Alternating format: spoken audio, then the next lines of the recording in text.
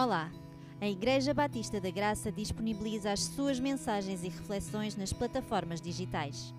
Se quiseres continuar a receber, podes acompanhar-nos no Spotify e YouTube. Deus abençoe. Hebreus capítulo 10, do 19 ao 25. A encarnação do Verbo, ele é o maior milagre visto e que já aconteceu. Porque ele torna o que era inacessível, torna-o próximo. E é nesse movimento descendente que Jesus faz, é nesse ato que nós descobrimos o verdadeiro sentido, não só das nossas vidas, ou seja, porque é que nós aqui estamos, o que é que estamos aqui a fazer, mas também a maneira como nós vemos o mundo e as coisas que estão para além de nós. É pelo facto de Jesus se tornar material, digamos assim, adquirir um corpo, nós aprendemos quem Deus é, mas também ganhamos uma maneira nova de ver quem os outros são. Porque eles também são imagem de Deus. E por isso a humanidade de Cristo nos é muito querida. No entanto, não deixa de haver em nós uma certa tendência a tentar separar esta parte humana de Cristo da sua parte divina. Há um certo impulso de nós querermos separar o terreno do celeste. E mesmo nós gostando muito de Deus ter se aproximado de nós, às vezes nós não gostamos muito do que é que isso significa. Do que é que significa Deus estar connosco. Que foi o ato que Jesus fez. E é por isso que nós traçamos o tal muro entre o divino e o profano. Entre o santo e o ímpio. Chamemos, digamos assim. Mesmo com boas intenções, isto acontece por vezes. Os irmãos devem se lembrar do episódio em que Pedro, depois de ver aquela pesca milagrosa, o que é que ele diz a Jesus? Afasta-te de mim, que eu sou pecador. E Pedro não queria estar longe de Cristo, não era isso. Mas é esta diferença que há entre ele e Jesus, ele é assustadora. E ver assim, não pode haver. O divino, Deus, não pode estar aqui onde eu estou. E Pedro faz isto com boas intenções. Mas Jesus acaba por corrigi-lo, porque Jesus não só não se afasta de Pedro, como mesmo quando Pedro se afasta totalmente dele, Jesus vai lá se encontrar com ele novamente. E reparem, se Jesus é apenas divino, se nós tiramos a parte humana de Cristo, nós ficamos condenados a dizer que não há nada que valha a pena ser amado. Se Jesus não é homem como nós não somos obrigados a amar o próximo. E isto é grave. E o texto de hoje, não sabemos quem escreveu a carta de Hebreus, sabemos que ele foi inspirado pelo Espírito Santo, mas o texto de hoje ensina que o sangue de Cristo, e reparem, quando falamos em sangue, falamos em humanidade, falamos em corpo, é o que nos permite chegar a Deus.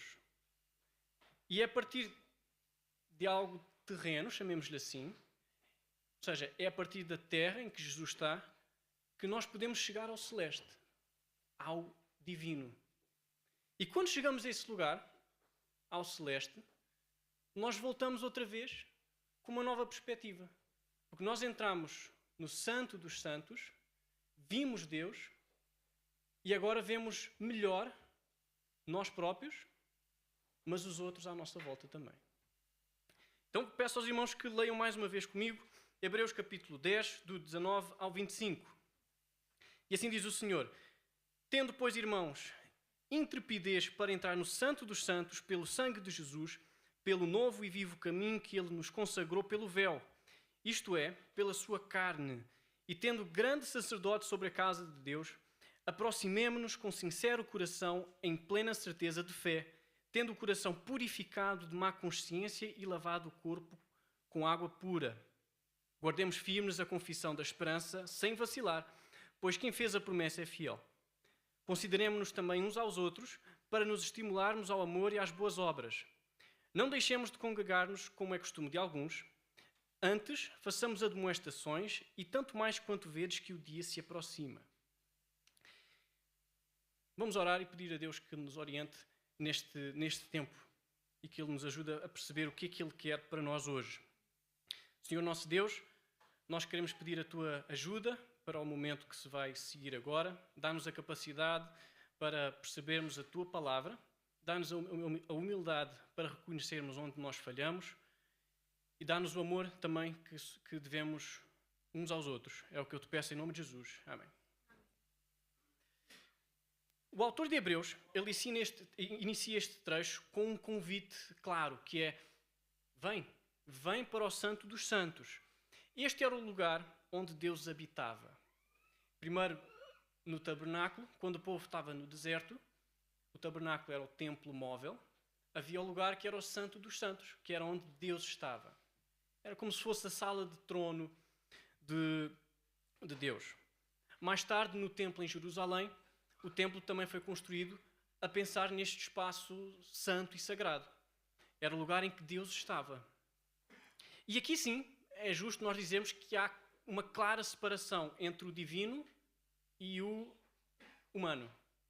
É clara. Até porque não se podia entrar ali. Não era tanto... Neste caso, não era tanto o homem que dizia que Deus não pode estar aqui. Está mais próximo até de ser Deus a dizer: tu não podes estar aqui. Há uma pequena diferença. Agora, é justamente para este espaço que nós somos convidados a entrar. E nós não vamos pegar o avião para Jerusalém e entrar num lugar teórico de onde era o templo. Não é isto que o autor quer dizer. Este espaço para onde nós somos convidados é um espaço genuíno, verdadeiro, mas em que se entra pela fé. E o meio pelo qual nós entramos é pelo sangue de Jesus. Repara que a própria maneira como nós temos acesso ao santo encontra-se naquilo que nós não considerávamos puro ou celestial, digamos assim. Nós entramos pelo sangue, entramos para o santo através da matéria, de algo concreto. É pelo sangue, é pelo corpo, é pela carne. Isto é o mesmo que dizer, é pelo próprio Deus homem. E vamos reconhecer o texto que Jesus diz: eu sou o caminho, a verdade e a vida. Eu sou o caminho. Ou seja, nós temos contacto com Deus através de Deus, sim, mas o Deus feito carne. Isto é importante porque ensina-nos que nós não temos o dever de separar o espiritual do material. Nós não podemos fazer isto. E, portanto, Jesus é o nosso sacerdote e entenda-se por sacerdote aquele que nos representa perante Deus. E é por isso que tu podes aproximar-te de Deus. Tu que tens pecado, tu podes estar verdadeiramente próximo de Deus que não tem pecado. Mais do que estar próximo, tu podes ser seu filho, profundamente amado. E isto é algo, eu diria até esquisito para nós. Nós, de alguma maneira milagrosa, nós somos verdadeiramente adotados por Deus. E mais do que estar próximos de Deus, mais do que sermos filhos de Deus, por estarmos juntinhos, a Deus, nós tornamos-nos sua morada. Nós passamos a ter o Espírito Santo. Ou seja, quando nós entramos no tal lugar santo que só pertence a Deus, quando entramos nesta esfera, pelo sangue de Cristo, Deus entra em nós, pelo seu Espírito, com o seu Espírito Santo. Então o primeiro convite hoje é este. Olha, se tu não estás em paz com Deus, se tu te sentes afastado dele, aproxima-te.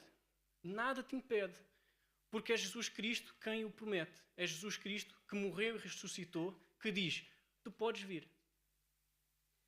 E isto é um lugar muito bonito.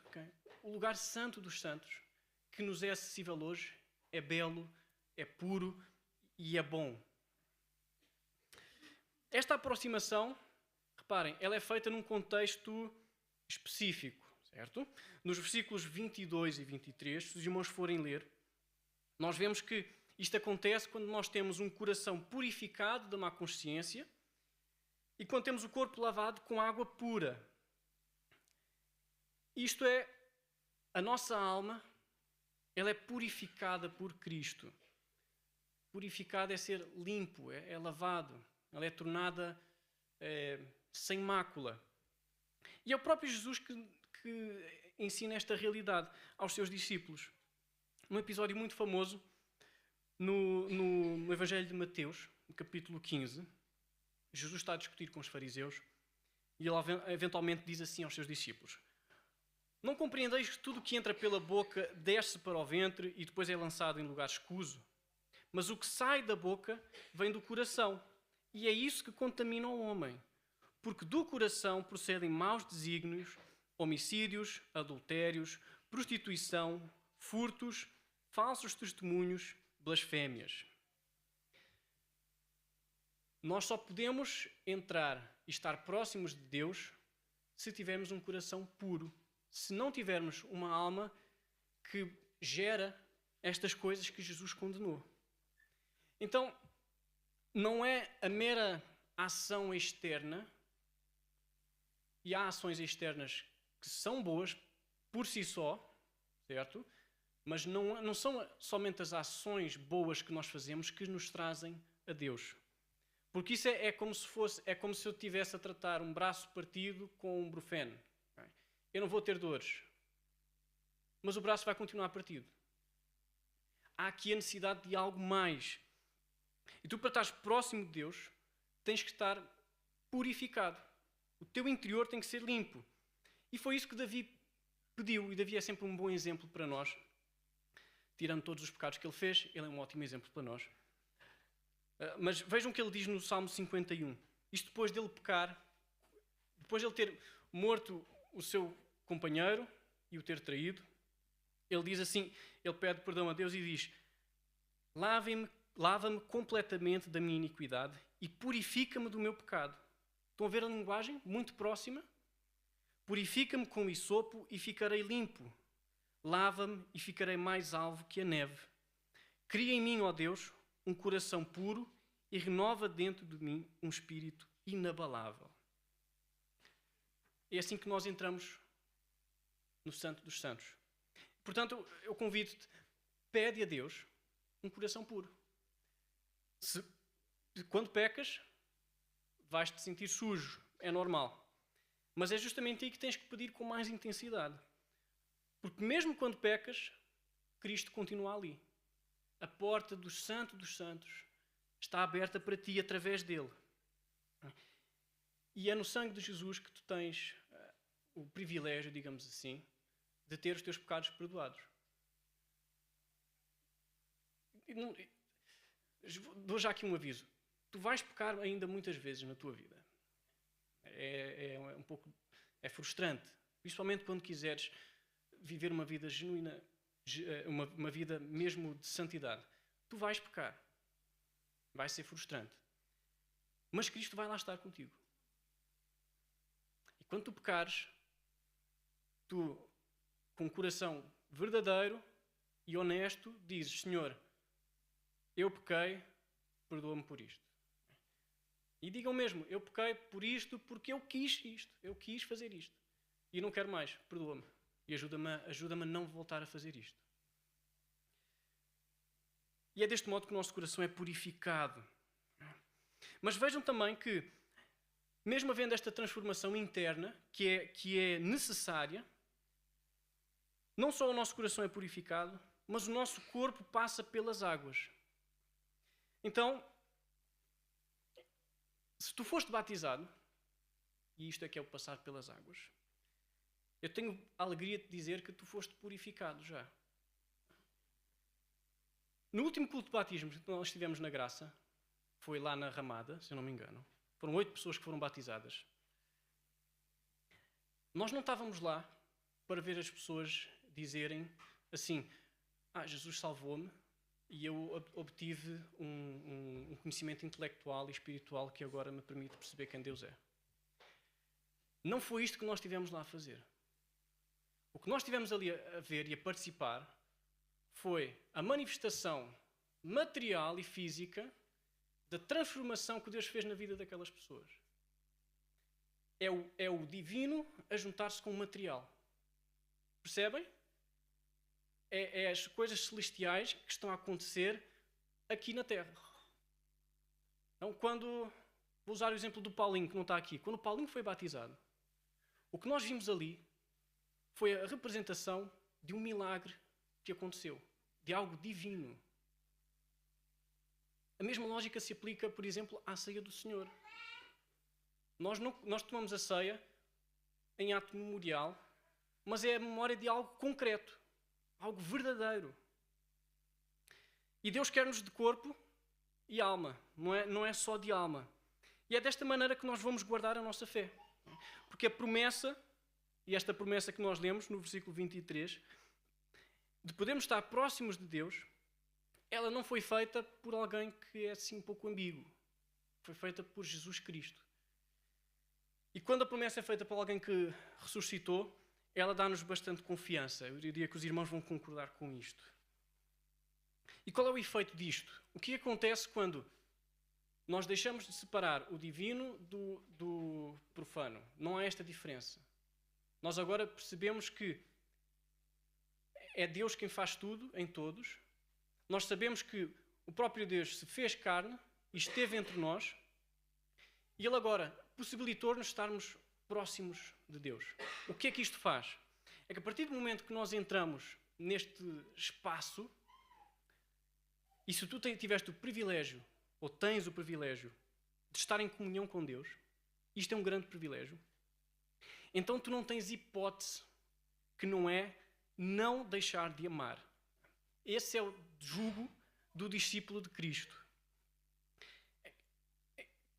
Quando tu entras no Santo dos Santos, o que o texto nos ensina é um encorajamento a estar próximo do teu próximo. E repara, não é possível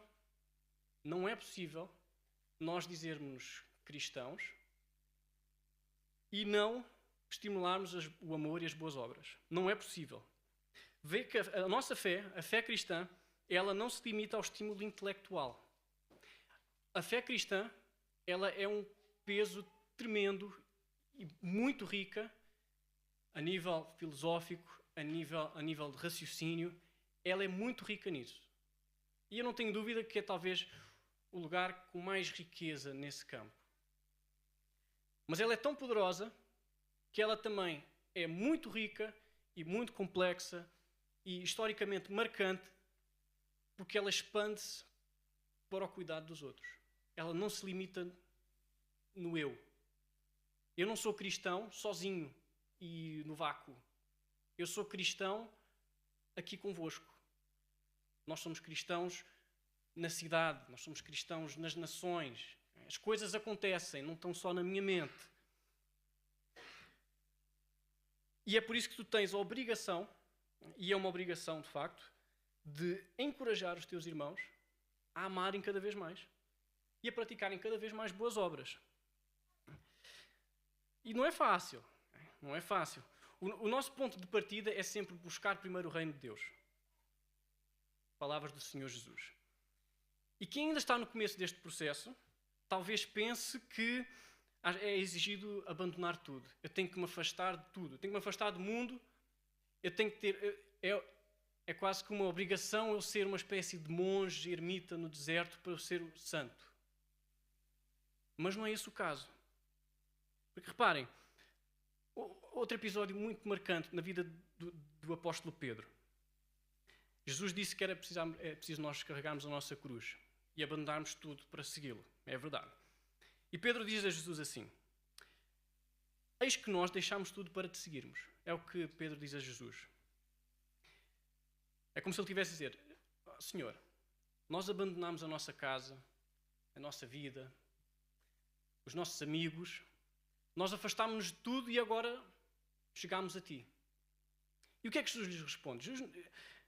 Jesus é sempre muito, muito belo nas suas respostas. E ele diz o seguinte: em verdade vos digo, vejam, que ninguém há que tenha deixado casa, ou irmãos, ou irmãs, ou mãe, ou pai, ou filhos, ou campos, por amor de mim e por amor do Evangelho, que não receba já no presente o cêntuplo de casas, irmãos, irmãs, mães, filhos e campos, com perseguições, e no mundo por vir, a vida eterna. Então é como se Jesus dissesse assim: Pedro, tu agora estás com Deus, tu abandonaste tudo, e estás com Deus agora. Mas é por teres abandonado tudo e estares com Deus que eu te dei muito mais das coisas que abandonaste. Tu agora tens muito mais pessoas para amar. Tu agora tens a obrigação de fazer muito mais do que fazias antes de me conheceres. E esta é a obrigação que nós temos como cristãos. Então nós entramos, mais uma vez, esta ideia. Pensem no templo, na separação que havia. Nós agora não temos essa separação. Nós estamos com Deus e temos muito mais gente para amar. Então qual é a primeira coisa que nós fazemos neste espaço? Nós vamos ter a necessidade de orar uns pelos outros. Hoje na EBD nós lemos o texto: orai sem cessar. E Deus ouve a nossa oração. Isto é que é impressionante. É que se eu estou com Cristo, se tu estás com Cristo, o Criador do Universo ouve-te. E Ele dá valor ao que estás a fazer. E esta é a primeira maneira que nós temos de cuidar uns dos outros. Tiago, na sua carta, é uma carta muito forte, muito importante para nós. Ele diz que a religião pura e sem mácula é visitar os órfãos e as viúvas nas suas tribulações e assim mesmo guardar-se incontaminado do mundo. Vejam que há aqui duas partes. Há uma parte que é minha, eu tenho que me manter incontaminado com o mundo, e há uma parte de ação em relação a terceiros, que é eu tenho que cuidar dos órfãos e das viúvas.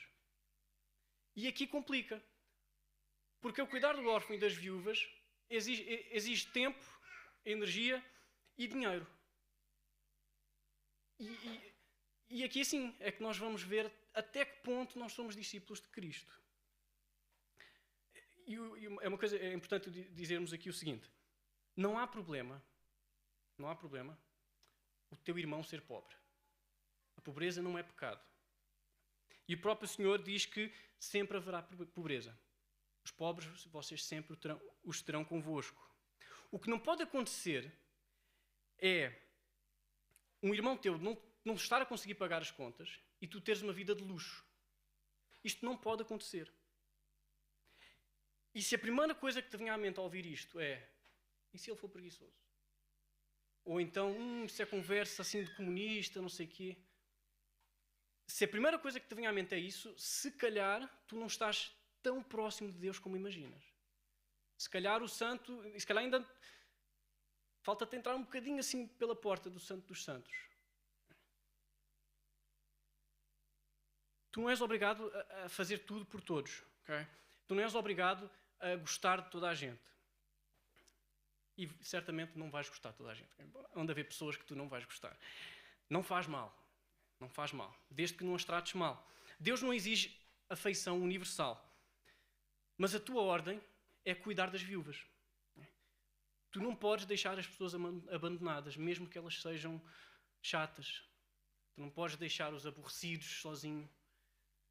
Aqueles que vêm sempre com a mesma conversa. Os esquisitos, aquele pessoal que é assim, pá, que pessoa esquisita. Os doentes, os moribundos, esses dão trabalho. Dar-lhes banho, limpá-los e ver nestas pessoas a humilhação que a morte, a proximidade da morte traz a uma pessoa, é duro. Ser capaz de ver alguém morrer ao nosso lado. E os órfãos, por exemplo. Hoje em dia, é claro que nesta altura, a linguagem de viúvas e órfãos era uma coisa específica, eram as pessoas mais necessitadas. Mas os órfãos, hoje podemos pensar nas crianças. Eu não tenho. Mas pelo que eu vejo aqui na congregação e pelo que os pais me dizem, é preciso muita paciência. É preciso muito amor, muito sacrifício. E estou certo de que os pais daqui são todos crentes, cristãos, uma fé genuína, mas não é com a fé que alimentam os seus filhos. Não é com uma oração que corrigem os seus filhos. Ou não é com um ato de louvor que põem os filhos para dormir, ou que procuram dar-lhes comida, ou que cuidam deles quando eles estão doentes. São coisas concretas, físicas. Isto é que é o amor. E permitam-me dizer o seguinte: há muita gente que advoga o aborto, por exemplo, porque dizem que as crianças vão nascer na pobreza ou que vão nascer doentes. E vejam, é justamente isto que Tiago condena. Percebem a lógica? Olha, se calhar não é bom trazer essa criança ao mundo porque ela vai ser pobre e vai-te dar muito trabalho. Ou ela vai nascer doente e vai-te dar muito trabalho. Mas quando nós percebemos quem Deus é e olhamos então para as crianças pobres, ou para os doentes, nós vemos que vale a pena cuidar dessas pessoas. Vale a pena. E claro, é duro. Mas foi duro para Cristo também morrer na cruz por nós, certo? Bom, e se esta conversa aqui parece muito, faz lembrar um pouco, é muita obrigação que nós temos de fazer, eu confesso que é. Mas estou convencido que é de propósito. Os autores bíblicos usam esta linguagem propositadamente. Porque há um episódio, há um discurso de Jesus que ele é muito assustador. E Jesus já está próximo da sua morte. Ele está no Monte das Oliveiras a fazer um discurso escatológico sobre o fim dos tempos e tudo mais. E o que ele diz é o seguinte: aparta-te de mim, maldito, para o fogo eterno, preparado para o diabo e seus anjos. E aqui vejam a parte assustadora. Porque tive fome e não me deste de comer, tive sede e não me deste de beber, sendo forasteiro não me hospedaste, estando nu não me vestiste, achando-me enfermo e preso não foste ver-me. E depois tu perguntas a Jesus: mas quando é que eu te vi doente? Com fome, ou com sede, ou forasteiro, nu? Quando é que eu vi que estavas preso e não te assisti? E o que Jesus diz é o seguinte: em verdade te digo, que sempre que o deixaste de fazer a um destes pequeninos, a mim o deixaste de fazer. Ou seja, é possível nós termos uma fé muito convicta de quem Jesus é, e ela é tão convicta que é igual à dos demónios, que sabem quem Deus é. Mas ela depois não se manifesta naquilo que Deus exige que nós façamos. E este é o medo que nós devemos ter. Nós devemos ter sempre cuidado e pensar: Senhor Deus, eu estou a ser fiel ao que tu queres de mim? Senhor Deus, eu estou a amar como devo amar? Eu estou a pensar só em mim? E há aqui um risco. Há um risco de nós sermos tomados por trouxas, porque depois vamos querer fazer a vontade de toda a gente. Mas não é isto que se quer. Mas é um risco de facto. E para ilustrar isto, eu gostava de contar aos irmãos a história houve um escritor do século II depois de Cristo. Ele chamava-se Luciano. E Luciano, numa das suas obras, ele fala dos cristãos. Mas ele fala mal dos cristãos. E a acusação que ele faz é que os cristãos, eles são demasiado generosos e amam facilmente os outros, e facilmente as pessoas se aproveitam deles porque eles querem ajudá-los, querem cuidar das pessoas. Ou seja, a acusação de tal Luciano era: eles são parvinhos. E nós, quando amamos, nós corremos o risco de ser parvinhos. Nós corremos o risco de ter situações em que se vão aproveitar de nós. Mas a pergunta que fica aqui é: quem é que as pessoas conhecem hoje? É Cristo ou é o tal Luciano? Quem é que transformou o mundo? Foi o Luciano ou foram os cristãos que foram abusados e explorados? Quem é que vai obter a vida eterna? São os espertos ou são os que amam? E isto é importante para nós. E é com esta ideia de amar, que nós agora entramos na tal congregação. E vejam o que é que o autor de Hebreus diz. Não deixem de se congregar. Nós não podemos viver separados. O Verbo andou no meio de nós. O Verbo congregou connosco. Ele misturou-se, ele chegou-se ao que lhe era estranho e nós somos convidados a fazer o mesmo. Este princípio aplica-se com maior intensidade na igreja. A igreja está junta para o que der e vier. E é por ela que nós vamos aprender este tal amor. É com ela, é no meio da igreja, que nós vamos unir o celeste e o terreno. É nela que nós, por exemplo, já falámos aqui, é nela que nós participamos da ceia do Senhor. É nela que nós vemos as pessoas serem batizadas. É nela que nós recebemos a palavra. É nela que somos admoestados. Porque o verdadeiro amor, ele é forte o suficiente para o encorajamento a um viver reto. Okay? O amor verdadeiro ele é forte o suficiente para arriscar a raiva do seu objeto. Ou seja, nós somos obrigados a amar as pessoas o suficiente ao ponto de estarmos dispostos a deixá-las chateadas connosco. E isto é o oposto de ser bonzinho. Isto é quase que é ser mauzinho, fogo. Está-me aqui a dizer estas coisas. Ou seja, a igreja deve ser um lugar que convive bem com as críticas. E atenção, o objetivo não é mandar as pessoas abaixo. É, em amor, encorajá-las. Nós muitas vezes, para não confessarmos os nossos pecados, nós usamos a desculpa já gasta de que a igreja vai ter uma atitude condenatória face aos nossos atos. E reparem a lógica desta atitude.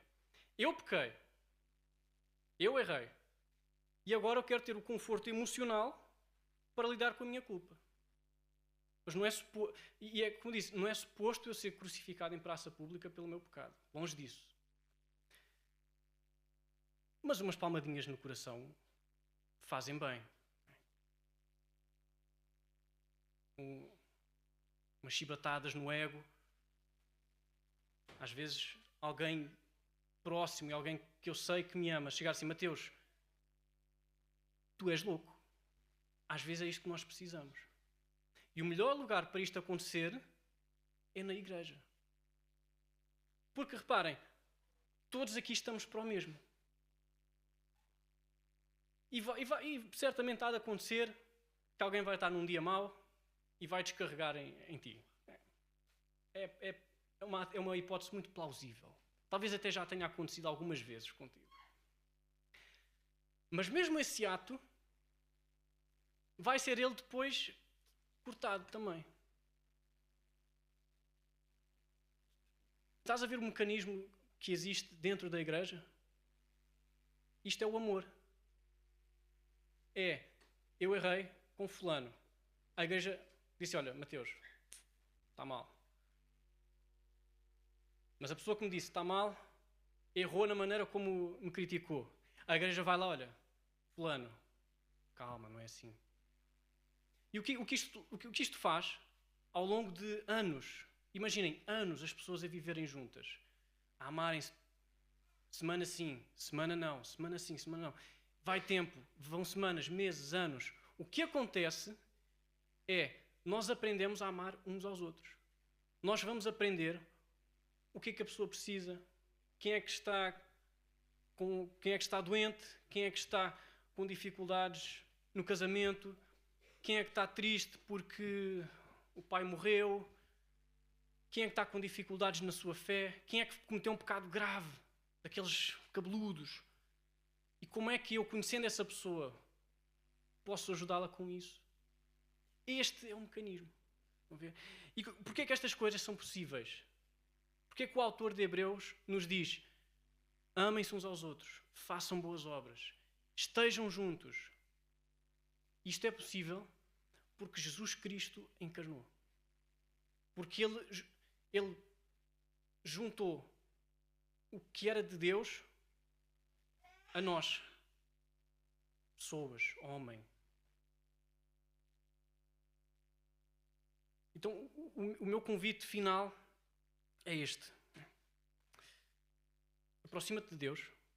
É possível. Fala com humildade. Pede honestamente. Se não tens fé, se achas que não vai acontecer nada, diz isso a Deus. Deus, eu não consigo acreditar em ti. Diz, eu não consigo. Ajuda-me. O mais honesto possível. Deus nunca rejeita um coração quebrantado. E quando entrares no Santo dos Santos, vais começar a perceber que as coisas são diferentes. Vais perceber que tu vives e a tua vida tem valor, mas que esse valor é para ser distribuído para fora, pelos outros. Aquela metáfora que Jesus usa. Se bebes desta água, eu vou-te dar uma água que se jorra para fora. Água viva. Então, para concluir, olhem à vossa volta. E o primeiro ponto é, ama a tua família, que são as pessoas que estão mais próximas. E depois ama a tua cidade. E depois ama a tua nação. E ora pelo bem da tua cidade. Esforça-te pelo progresso da tua nação. São coisas boas, é o teu povo, é quem te está próximo. E nós, muitas vezes, ficamos fascinados com o que está a acontecer do outro lado do mundo. É aquele clássico, e as criancinhas na África que passam fome. É mau. Mas não és tu que vais mudar a África ou a fome no mundo. O que tu podes fazer é ajudar a pessoa que está ao teu lado a pagar umas contas ou a fazer um cabaz para os pobres aqui da cidade de Lisboa. Não precisas de ir à Mauritânia saber quais são os problemas que lá existem. Tens problemas aqui para resolver. Tens oportunidades para amar aqui, é o que eu quero dizer. E às vezes não é só coisas materiais, podes ouvir as pessoas, podes falar com elas. As pessoas precisam de companhia, as pessoas precisam de alguém como Cristo para ajudá-las a carregar os fardos. É isso que Jesus fez. E isto vai ser feito, e isto vai ser glorioso para Deus. Isto vai ser mostrar Cristo ao mundo. E este é o tipo de atitude que torna o Evangelho atrativo. As pessoas vão ver e pensam assim, há aqui algo diferente. Esse algo diferente elas não vão perceber o que é, mas é o Espírito Santo a agir nelas e a agir em vocês. Então, dá o teu tempo, dá o teu dinheiro, dá a tua energia, dá a tua paciência e não nos esqueçamos, de demonstrar uns aos outros como é belo, bom e agradável o lugar que Jesus nos disponibilizou. Como é bom estar próximo de Deus. Este é o meu convite. Vem para próximo de Cristo. Vem para próximo de Deus. De corpo e de alma.